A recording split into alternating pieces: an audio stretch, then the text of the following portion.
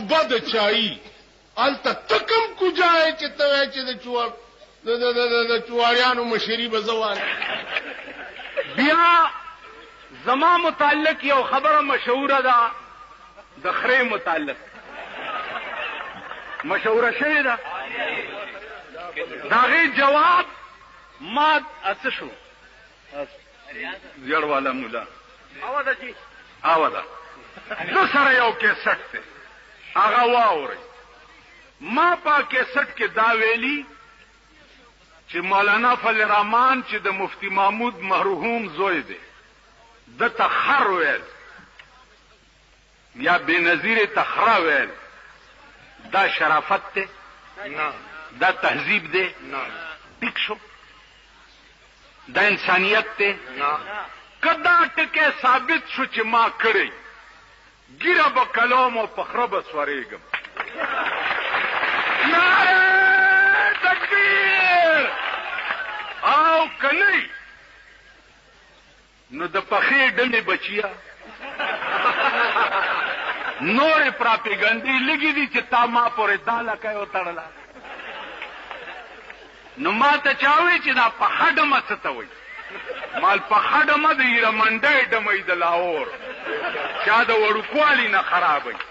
دا هغه د پخې ډمې زوی. نور څه په لاس نه درتله نو زما متعلق دي دا غلطه پراپیګنډا وکړه. زه دومره کمینه او رزیلم چې د داسې خلقو متعلق به زه دومره ناشایسته الفاظ ویم. جګړې به کوم والله د مړی نه نیسم هر څه به کوم لیکن نازیبا الفاظ په جلسه کې ویل یا په تقریر کې ویل دا د انسانیت تقاضا نه ده. پاتې شو دا خبره چې مولیان ښځو پسې لاړ مولیان ښځو پسې لاړ. دا چې څوک وایي هغې ته ووایه چې د صدر ایوب په وخت کې تاسو فاطمه جناح ښځه نه وه.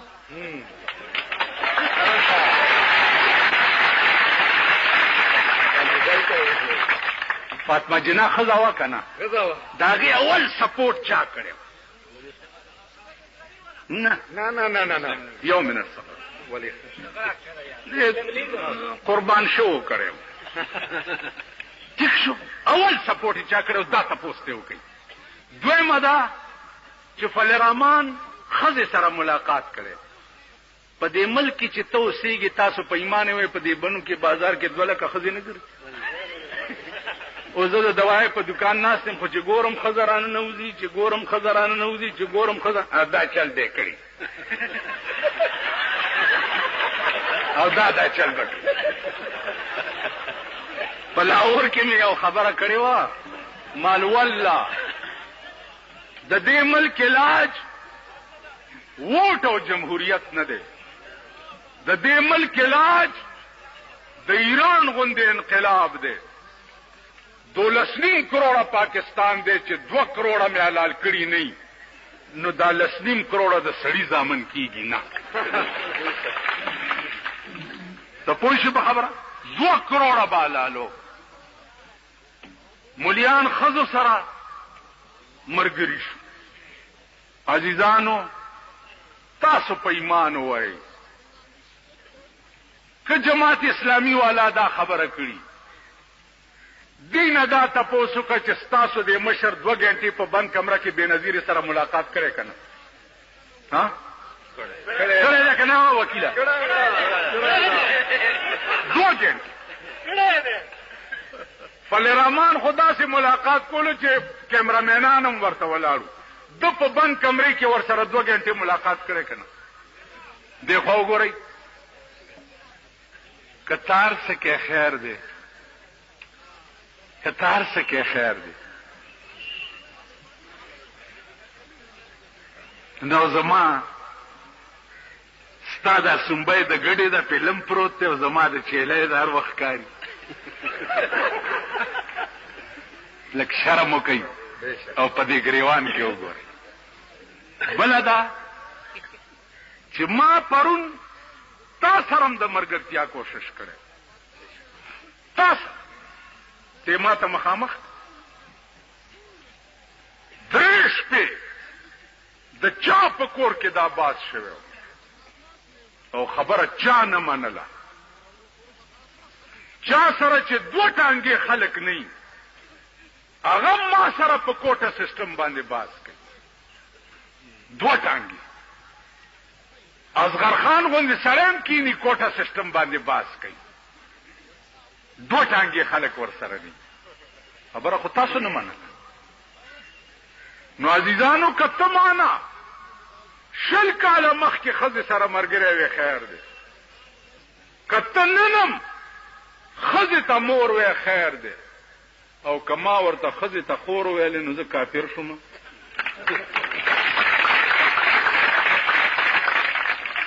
دی خو وګورئ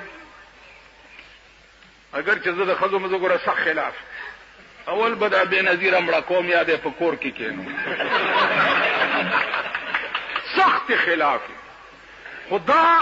جواب ستاسو د دې پراپیګنډې کوم چې ته که یو ښځه بربنډه ګرځي او هغې ته مور وی نو خیر دی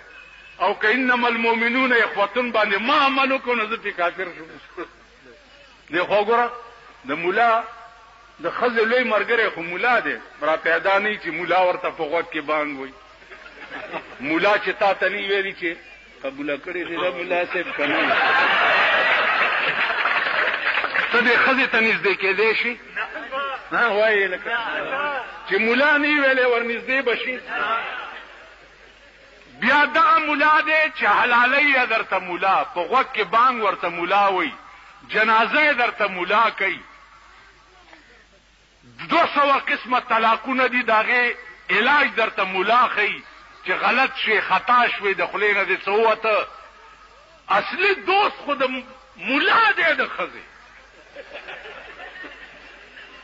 ته خو یې ارامتوب دپاره ملګری هیڅ بې غیرت راشه پرون وګورئ د هندوستان یو ډم راغلی دی دلیپ کمار نامه یې د وزیر اعظم او د گورنر په جګړه ده. یو وایي زه په ځان سوروم بل وایي زه سوروم. یو وایي زه سوروم بل وایي زه سوروم. بې حیا قومه بې غیرتو. زه خدای دې ستاسو بیړه غرقه کي چې تاسو دپاره څوک الیکشنې کوي تاسو دپاره څوک حکومت دې خلقو له جلسې کې دې خلقو دا خو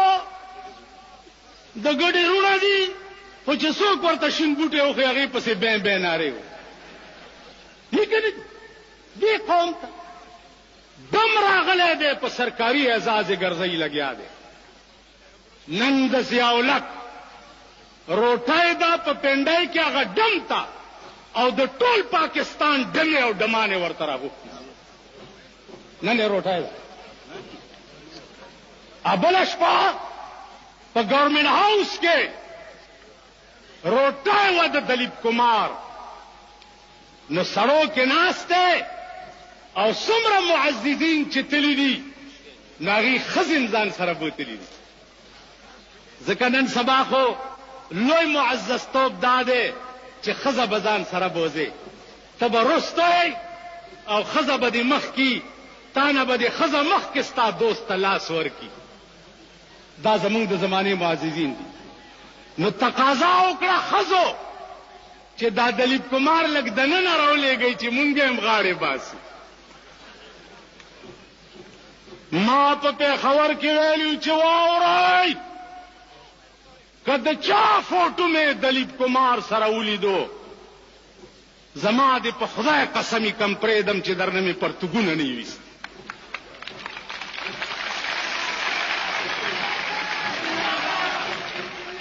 ستا په پاکستان کې شرافت او معزز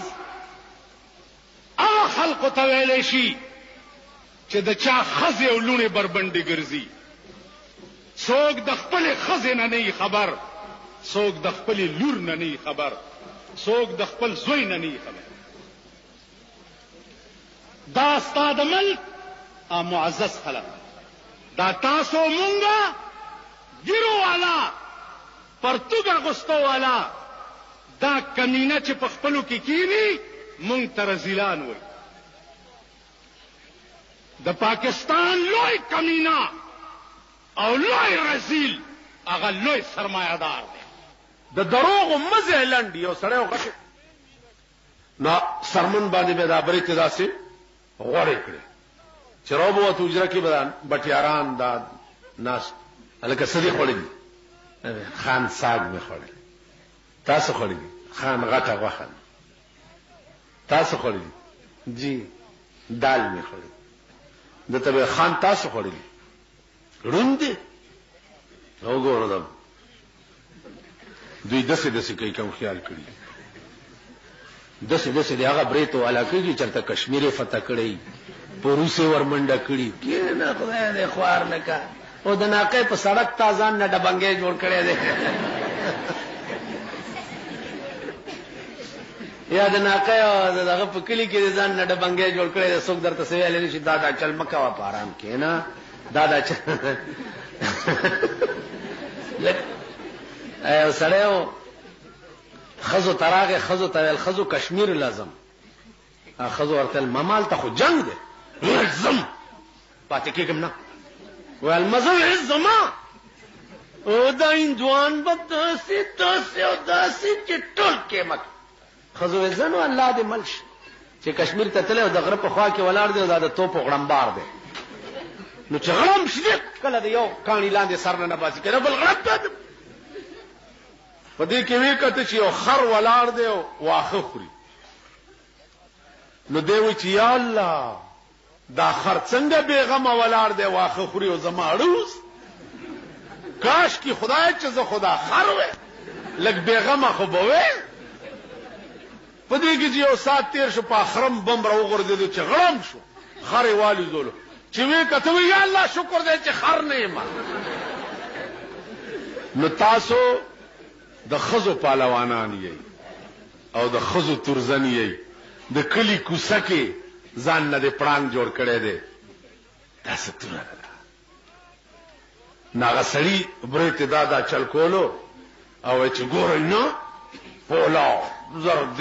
فرنیان ماقوتیان خلکو به چې بریته توکته نو رښتیا ده بریته غوړې وي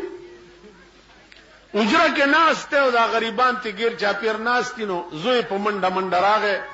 وی چې بابا وی تا به چې په بریته غوړولې سرمن خو پښو یوړه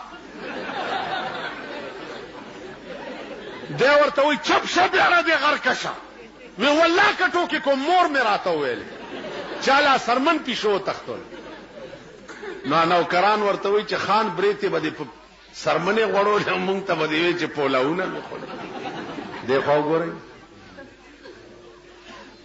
د بیروپیت راز علی الدوام نه پاتې دا د تاسو ناصر خان اسلامی کیسټ هاوس بیرون کچهری گیٹ اشرف روڈ سرای فقیر خان پیښور ښار کې د ناصر خان فرار سات ملاویږي دا سوال ټکیږي چې د ملک قانون قرآن او حدیث چې د ملک قانون قرآن نو سلویخ کاله د پاکستان حکومتونو چې اسلام کم په شرمونو او شرمولو الله دې امان را کی دومره په 200 کاله حکومت کې پیرنګیانو نو شرمول لکه دې د پیرنګي پر کټیانو چې شرمول یو چر اوس موجوده حکومت وګوره اسلام اسلام اسلام اسلام ډلم لګیا دي اسلام اسلام پته نه چې اسلام دې چې دې پته نه لګي آیو بادشاہ کور کې د دوبي خزراله جړل چې جړلې بادشاہ خزه ورته ویل چې ولې جاره ویلانډې مړ دې د بادشاہ خزم په جړل بادشاہ کور تراغه خزه ولی جاری وی لنډه مړ دي بادشاہ په جړا اوس پختل نه کې لنډه څه بادشاہ بار راغه دربار ته چې بادشاہ په جړاو لکه زمونږ صوبه سرحد کې گورنر صاحب جاری نو دا وزیران په ور سره مخم وي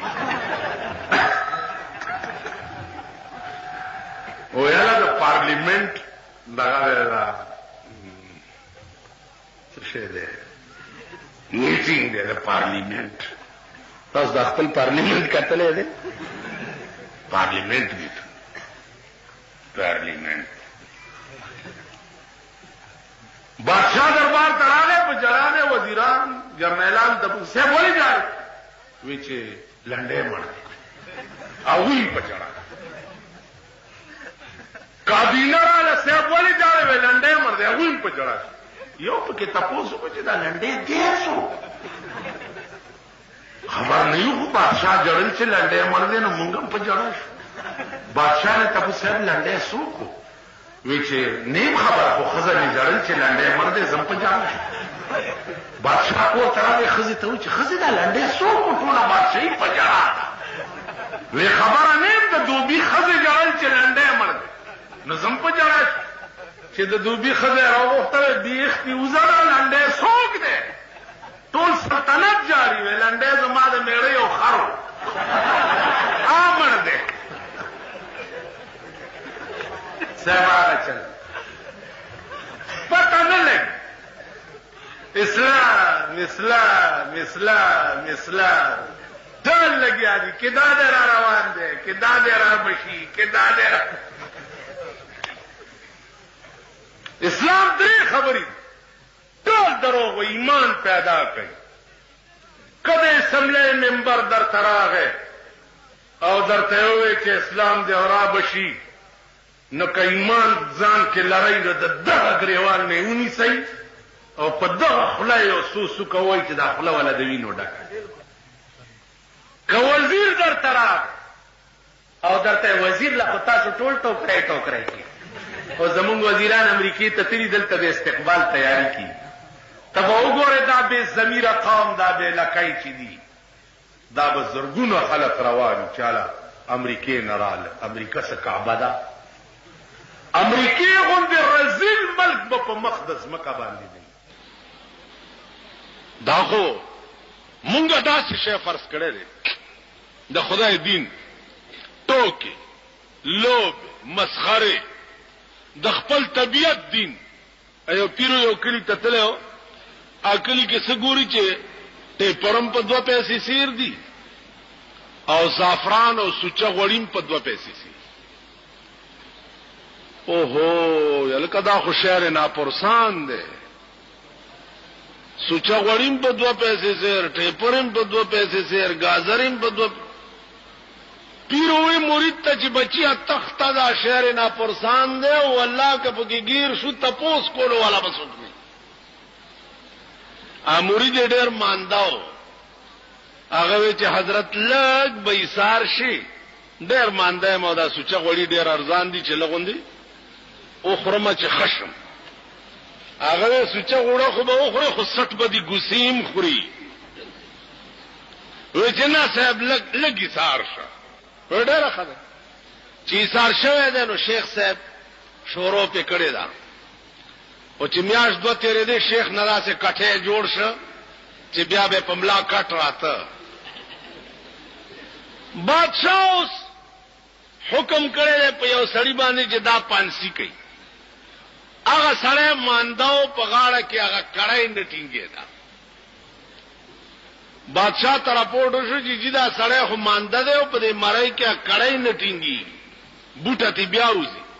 بادشاہ وی چې بای دا څه ضروری ده چې هم دې پانسی کوي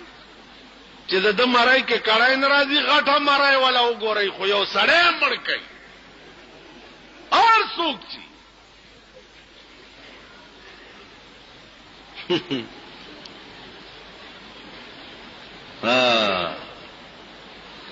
ګرځي سپایان ګرځي غټ سړی لټي چې وې کته د پیر سے مرید باندې او وی والله د مړی ولا فټتا راوی دی شیخ ولا لکه ورور کړای د بل چا په مړی کې نه فټ کیږي ونو ما سکړی دی بیرام غر کاشا وې سدي کړی نه دي الته کړای په بل چا کې ناراضي کړی دی سدي او کړای پتا فټ کی پیر لراغه چې غرق شو ما سکړی دی چې وای کړای په بل چا نه فټ وې ما چې درته وی چې 2 پیسې سیر سوچا وړي خو خوري او 60 بدی ګوسی هم خوري وی پیرا خدای ته ګور او چل کاوه نو پیران خو ډېر هوښیار مې کړ ډېر هوښیار زه رښتیا ته هم ډېر خپه یم چې ما ځان مولا کړی دی ډېر خپه چغې دي او سوري دي او بدې ورځې دي او صاحبه جګړې دي او جیلخانې دي او په لوی غم اخته که ځان مې پیر کړی وی داسې مذهب یې کولی لوی خوند به اوس خو صاحبه په قهر اخته د ټریفک د سپای غوندې که ښځه را روانه چې ما که جنۍ را روانه ما کالکان را رواني ما درې لارې بلاک کای درې والا درته کنځلې دوست خایا چې دوست بدی سو پیر له کا خزه ورغله په سر وللاس را کاږي الله دې نورم خکا را کجینه ورننه واتم پسینه مینا ورته الله دې نورم خکا علی آسان شه ده مال ده پیسې دي خوراکونه دي سبا ها کود مولا توپ ګران کا نو پیران ډیر خياري هغه ورته اوس می خلاصوا و بداس چلله چې سباله د دې 500 دا کړای دا پیری ورته وی چې تا نه مخکې به په زور منډه کوم او بیا ته په معنا مخکې ور منډه کوا زب ته تب سره اون خلو بادشاہ به یو تپوسو کی او زب یو خبرو کوم ستازان بخلاش چې سار شو بادشاہ راغی چې سړی پانسی کی دې پیر په دې کړای ور منډه کړي مرید په ور منډه کړي دواړه په پرزون یو وځ په ورزم بل وځ بادشاہ دا چل څه ده پیر ورته صاحب په باطن کې مې ولید چې په دې کړای کې جنت ده چې د چا غاړه ته پرې وته نیغ به جنت ته ځي زه دې مرید ته وایم چې زه جنت ته ځم او دی وایي چې نه ځم دا جګړه ده زما او ده بادشاہ ورته وی چې تاسو دواړه په آرام کې نه جنت ته ځو ولې نه ځم زولې نظم کړه بادشاہ په خپل غاړه کې چولې ده او د خپل خلې له اډر ورکړي راکاږي او جګړه شوه ده سټیالتا پیروي مرید ته چې تخته بیره د غر کا شزان د اخلاص شو او ما ته وګورئ په دې زمانہ کې بدا بدبخ قوم د 500 کړه ځان ته په خپل اچي په خپل شهرنا پرسان دے اس پتہ پکې نه لګي اسلام اسلام اسلام پنځه کال وشو اسلام اسلام په ټي ټي کې دمانم لګیا دي اسلام اسلام دې په یو بل خبره ووري تاسو دا شپانرونه یو شپون مړ کېده زامن ورته بسم الله الرحمن الرحیم هغه ډر ازامن ورته اشهد ان لا اله الا الله هغه ډر وته دا خړ مخ ته پتن درول دا کور د چا آباد شو بیګاله بچراغان د چا په کور کې وخړ مخیا کور دې وران شنو په قرض دې کارتوس هغه ستو تاسو بنی آدم یې یعنی تاسو پښتو دار دا چارسله کې می تقریر کول مال تاسو کې می چې مینګه پښتانه مینګه پښتانه مینګه مالغه وخت کې مینګه پښتانه چې زمون خزه د شپې په یو بجه د سنیمانه یوازې را رواني مینګه پښتانه لورم چا کرش پکړی به سار چرته تلې وی بیګا سیلای کرم شپه ها سیلای کرم شپه کا سویلی کرم شپه یعنی مونږه پښتانه کینه کې شرمېدلو کې پښتانه پښتون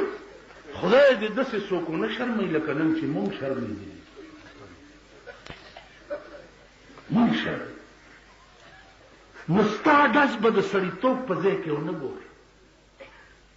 راشه کنه که د ډزو شوق دی دی د تورخم نه دی. یو سړی و هغه ښځه ډېره ظالمه وه او بد کرداره وه.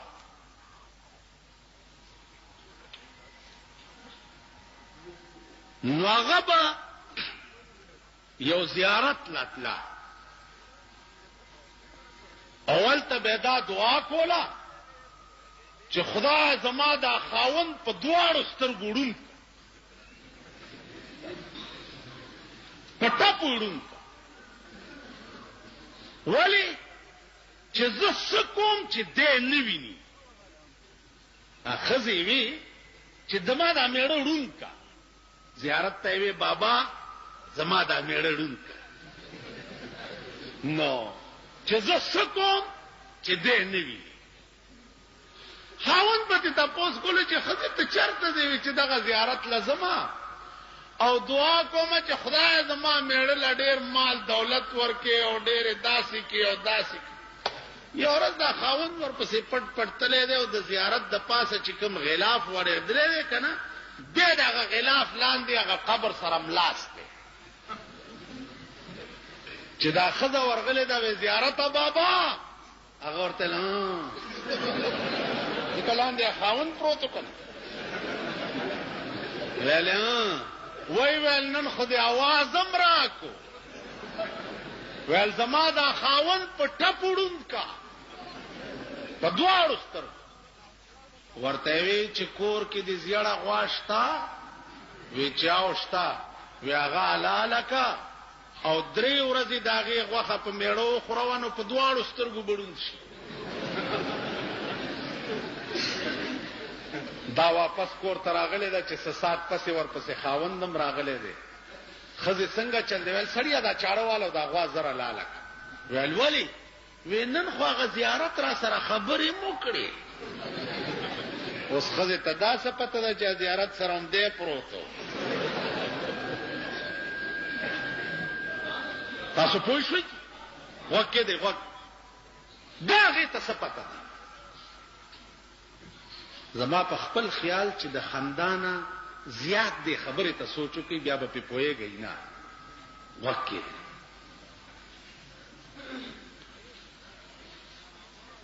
حلاله که غوا حلاله کړه چې حلاله یې کړه نو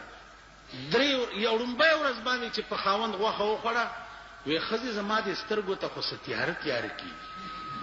چپ غوږ کې په 2مه ورځ چې غوښه وخوړه وی ښځې دا تیاره خو زیاته شوه وی بس دا خو د غوښې در باندې اثر وکړو امید دی چې خدای به مونږه ښه کړي. چې په 3مه ورځ یې پې غوښه وخوړه سړي په سترګو لاس کېښود وی ښځې هېڅ راته نه ښکاري. وی چې ښه بس ړوند شو. خدای دې دا زیارت وی دا د څه چل کو وی چې بس ړوند شو به د نور کاره خو ووتمه خو ښځې بس داسې به وکړمه چې د دروازه کې به ناست یم او چرګان مرګان به شړم. په دې کې څوک سړی راغلی دی کور ته دی ورته ویل چې راځه سړی په ټپ ړوند دی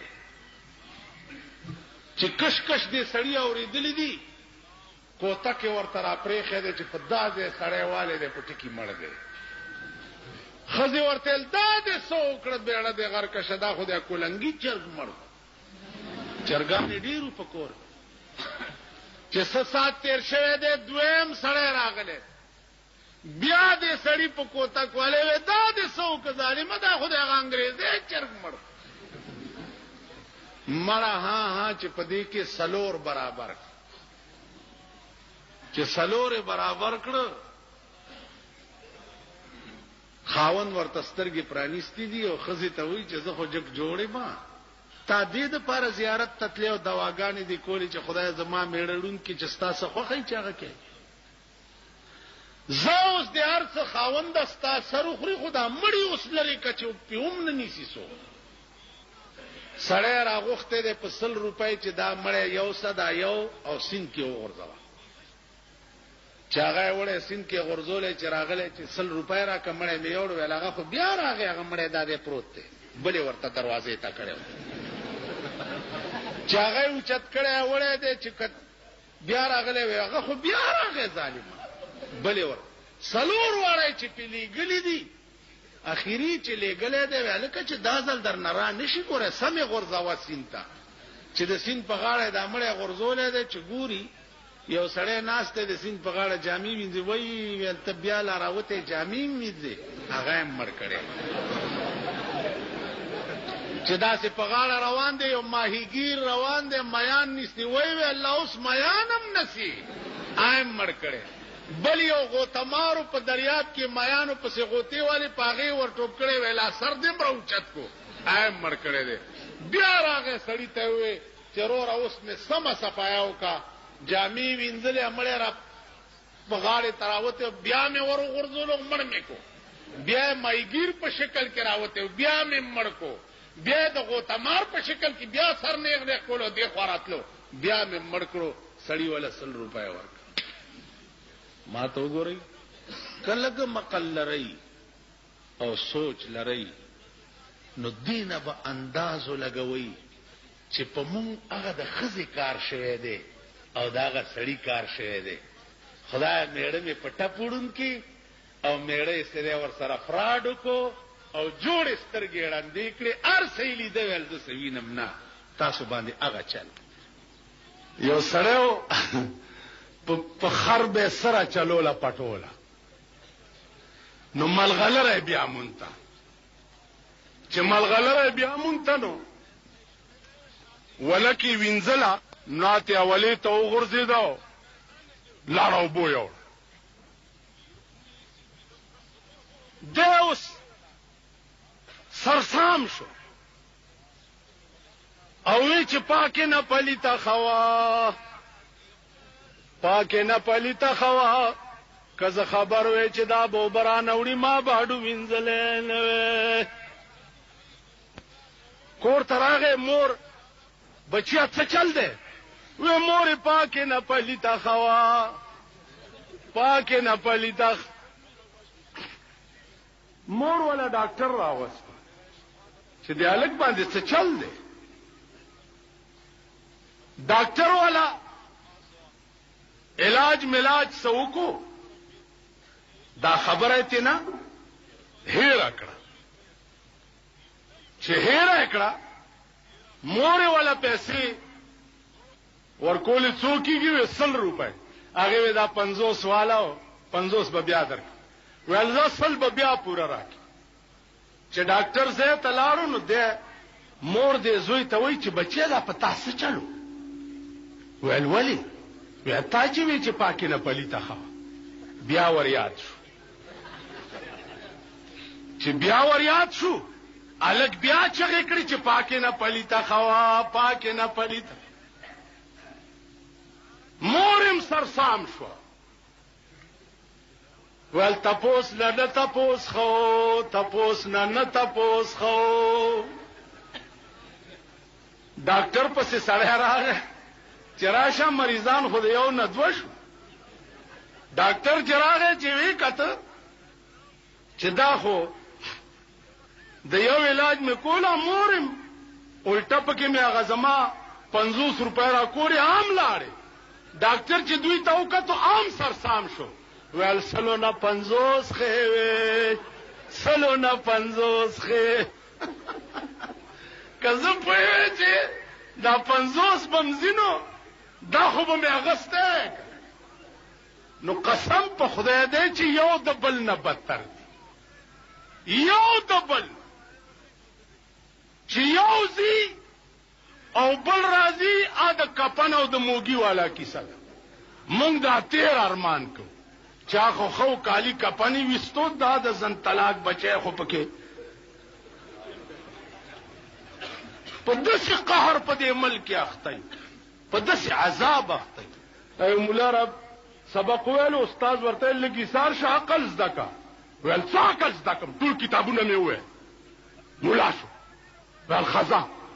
په یو جومات ورغلی دی، په جومات کې د پیر غوا په جومات کې تړلې وه، د پیر غوا یې وه په جومات. دی په منبر ناستی ویل دا کافر پیر، دا مشرک،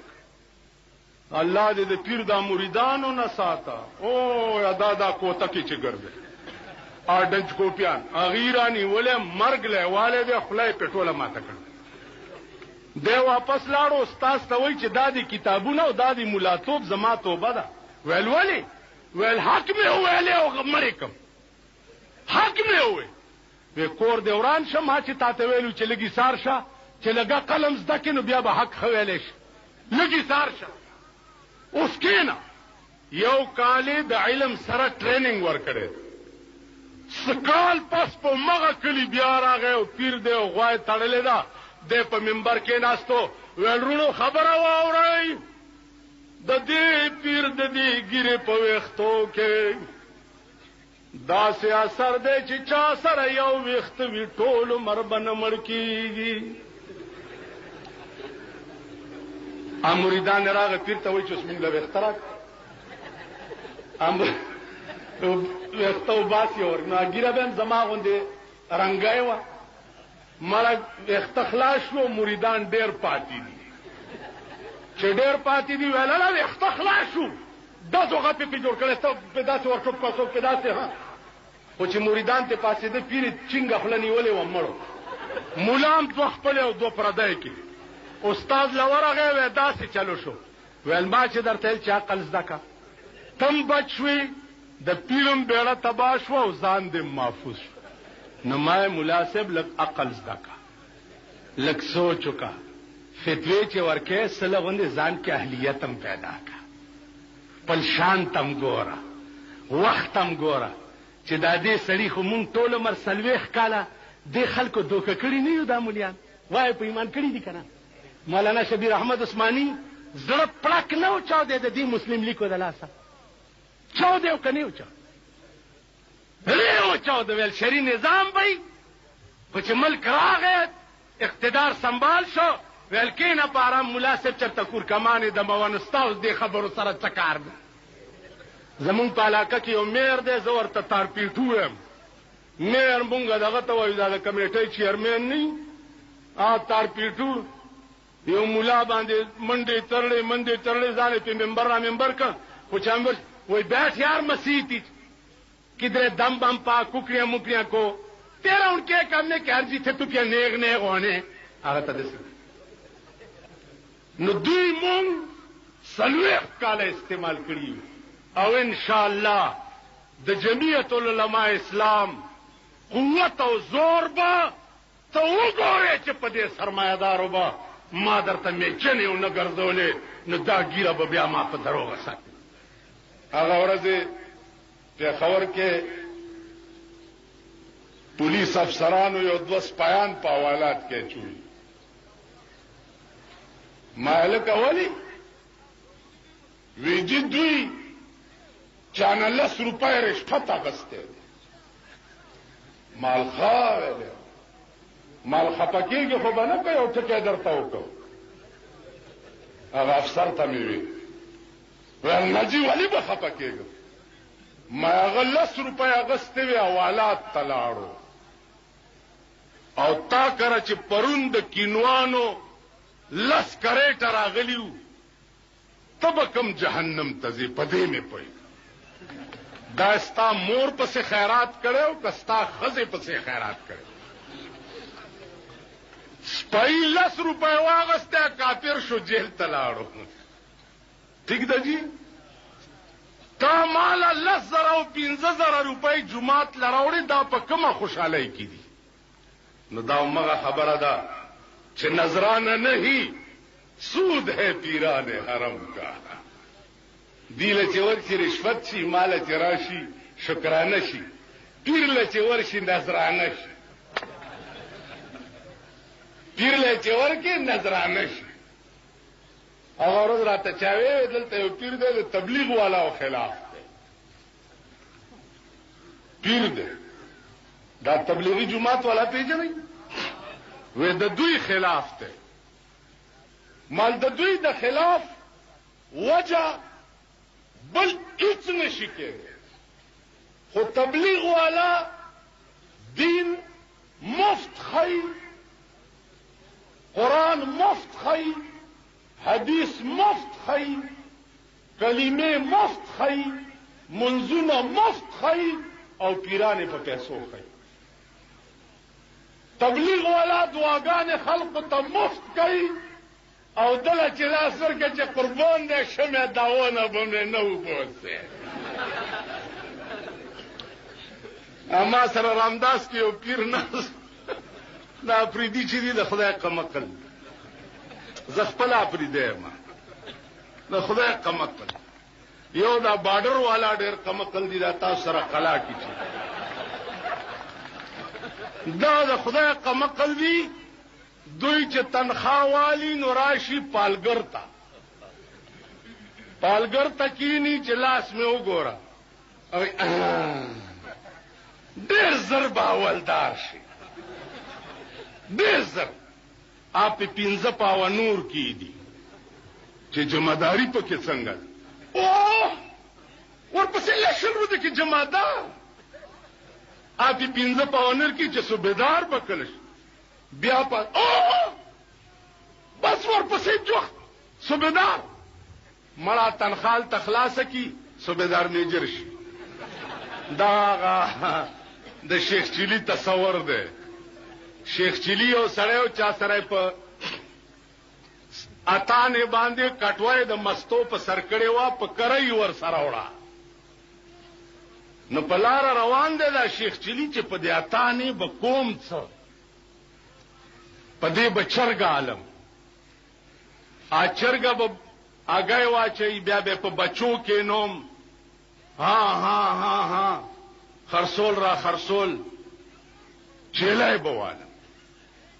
چیلای به بچی خرصول را خرصول غوا بوالم د غوا بچی پای خرصول را خرصول میخه بوالم میخه پای خرصول را خرصول لسته میخه بشي زب ګجر شم بیا به خزا وکم چې خزا وکم اجرا کې بناستم غټ ګجر به زوی به می شوی یا براشه وای چې بابا زبم چې ها پچا کټوایل تلړکا سره ورته وی بیړه د غر کشه مستو کټوای دی ماته کا هغه ورته بیړه ستا غر کشه د ما ټول کور وران شو. مونږه هغه د شیخ چلی تصور دی. دلته بیا ساينسدانو هغه زما عقل دا نه مني چې دومره غونډه کانه راو غورځيږي او اتکی سورې وکي. دا زمونږ د ساينس ماستران چې دي دوی په دې لار چیزونو داسې بکیږي. دا د کالج الکان غریبان دا مړه په پاکستان کې ملا تعلیم شته ویا به مې لیوانای شو په ترجمه باټینګ غړوای. پاکستان نه خود تعلیم جنازه وته ده. پاکستان کې ساينس کم زیاده. ساينس خو په روس کې ده، ساينس خو په چین کې ده، ساينس خو په امریکا کې ده، ساينس خو په برتانیا کې ده چې مریخ او نور اوس پوګمای سره خبرې کوي لګیا دي. تاکي ساينس دې چې تر اوسه دی یو پیچکس قدر جوړ کړي د پردي ملک نه سپیر پارت چې ده امپورټ کې او دلته په ډیبره ته ټیټ کې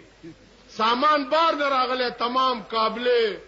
هغه اوسپنه مسپنه ار څه چیسز وغیرہ دوی په ډیبری ټیټ کې یہ پاکستان کا بنا ہوا ہے. پاکستان کا بنا ہوا انجن ہے ابھی تک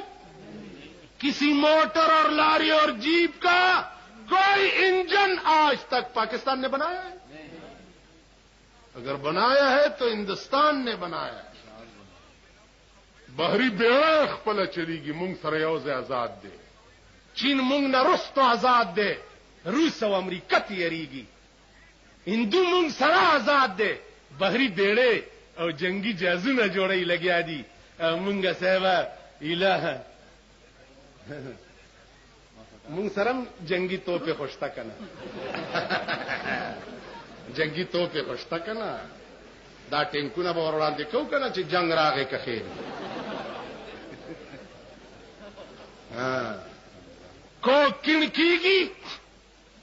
چې دا چې زما عقل کې ناراضي دا زما سمجھ کې ناراضي یا زمونږ په پاکستان کې اوس زه کمیونست لسم دولسم به ویلې ټیزن پاس به زه چې کمیونست زه چې سوشلیست نو یا کنه زه هم ته سوشلیست یا کمیونست زه هم ته خرې بس خلاص خبره اوس ته خرې نو زه خر سره خبرو کولو والا مولا نه یم که انسان نو انسان ځان ته کمیونست یا سوشلیست په اسلام کې نه وي ټیک ده غوږ کېدی چې روس نظریه هغه د خدای د وجود قائل نه دي دا کائنات دا په خپله جوړ دی د روس په دنیا کې یو اوچت او لوی طاقت دی صدر او برزنیف دا برزنیف چې پرون مردارېده دا چا راونیوه او مړې که چا مړ که روس ولې را خلاص نه کو خپل صدر چې مردارېده دوی خو خدای مني نه نو چې خدای نه مني دا برزنیف مړ چا کو نو سیاستدان کو کڼکیږي کالج کې ګرځي د ونه یو کته الکانو ته یو درېږي دا وګورئ د د ونې ته وګورئ څومره غټه ده او میوې ته وګورئ وړه وړه ده د پیټه کدو ونې ته وګورئ وړه ده میوه یې غټه ده عقل دا وایي چې پیټه کدو دیونه کې پکارو دا میوه د پیټه کدو ونه کې پکارو دیکھو وګورئ عقل داو یو تک شینامه په دا سر راوغورځېد چې ټاک کېناستو چې یا الله توبه یا الله توبه الکان ورته استاد والے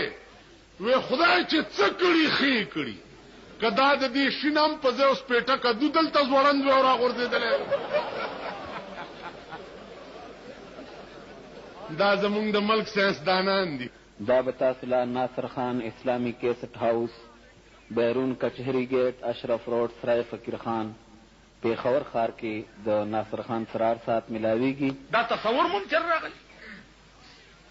کور ته او زیارت ته او ختم دی او 2 سپاری دي او دا سپاری در پسې چې څوک وایي دومره کم عقل دي چې په 1 روپۍ تامړي پسې 2 سپاری وایي 1 روپۍ ورکه یا 2 روپۍ طالبان راولي ورکول سلسل شي او ورکه 2 روپۍ دا الټا خدای سره نور ټګي کوي پرې خود پرېخي درته لکونه دي د لکونو جایګیر او جایداد او نقد درته پرېخوي او مولا په 2 روپۍ ټرکیاله یعنی خدای له دوکا ورکه چې خدای دا 2 روپۍ دي د پلار می پیو بخا خدای وی خدا ستاسو هغه د پریدو رونه یا پریدو منګي کې غنم اچولي د غنمو زکات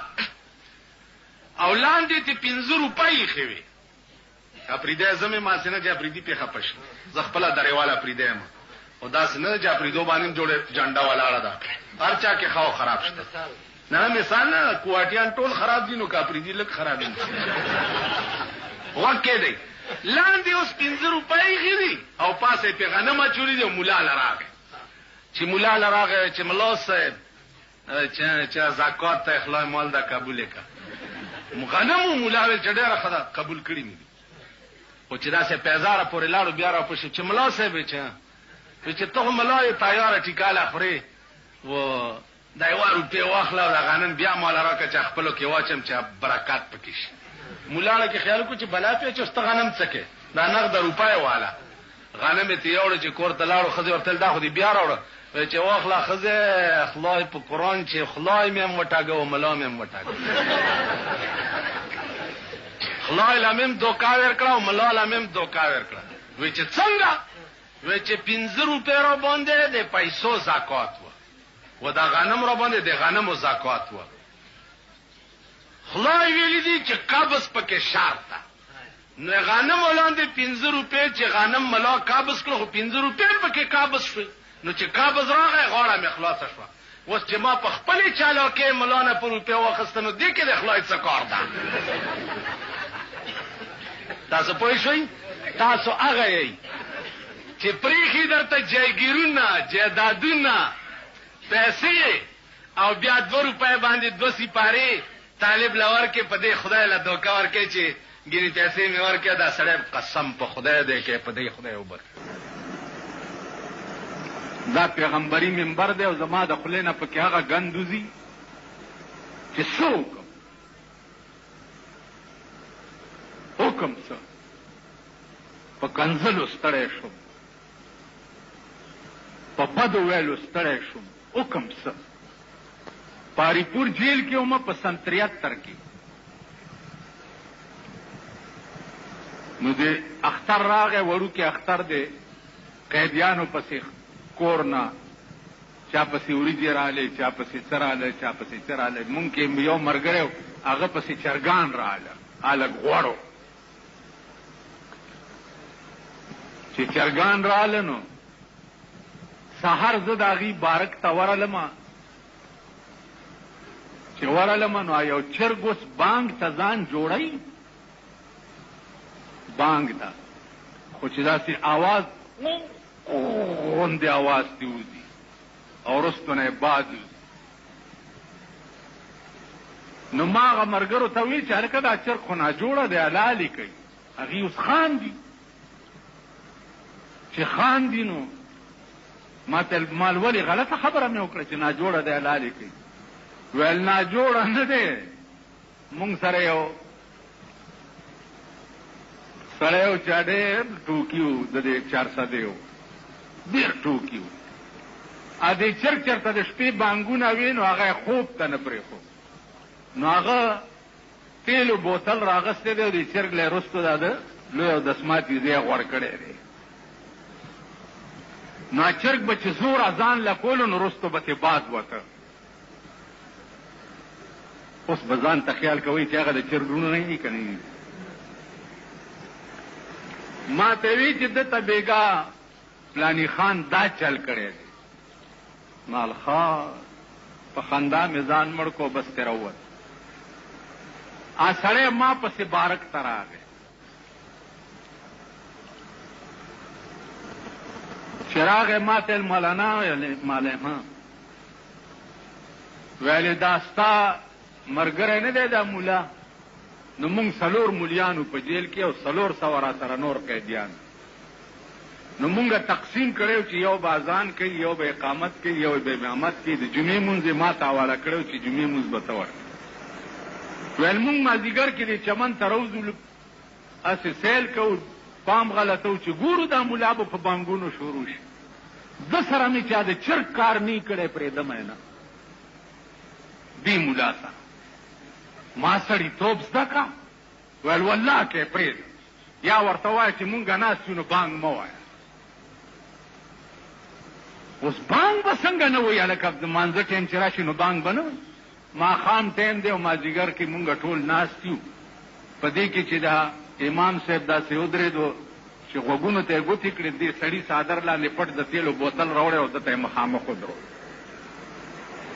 چې ویې درول هغه چې داسې بوتل ته وکته اذان یې په ځای پرېښو منډه یې کړه چې منډه یې کړه څه چلو شو شاه صاحب ویل تیلو بوتل نه ګورئ دی ښه مو دا د چرګ کار ما سره هم کوي نیمه ګنټه مونږ مونځ نه شو کولی خیالم راغی نو خبره دا ده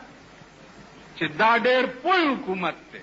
څوک چې اذان لذان جوړ کړي رستو نه ورته په تیلو دا خاص ځای غوړ کړي یو ګیدړ په پټي کې ګرځېده ګیدړ نو یو کاغذ یې ولیدو چې اخبار پاڼه وه د بېنظیرې فوټو پې ګیدړ راوچت کو چې او پرمټ راته ملاو شو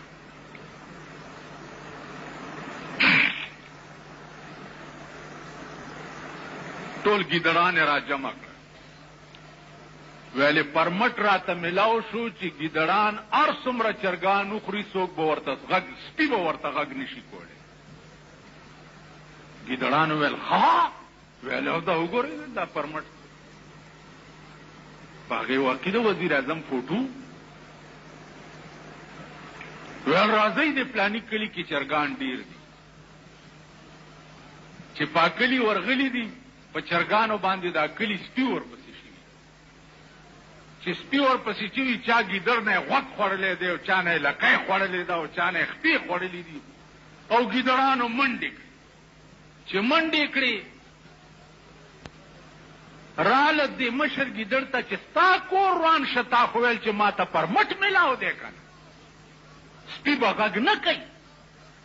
ویل خدای دې بنیاد وباسي د دې کلي سپي بېوقوف دي پرمټ نه پېژني او د پېښور اوسېدونکو لس کاله پس به آینده نسل تاسو وګورئ هلکان به ډمان وي او جینکۍ به ډمې د وي سی آر او د ټي وي د برکته به زمونږ ښځې ډمې وي او زمونږ زامن به ډمان دروغ وایم زمونږ ښځې به ډمې وي وګورئ د ټي وي په پرده د ډمې چې کم فیشن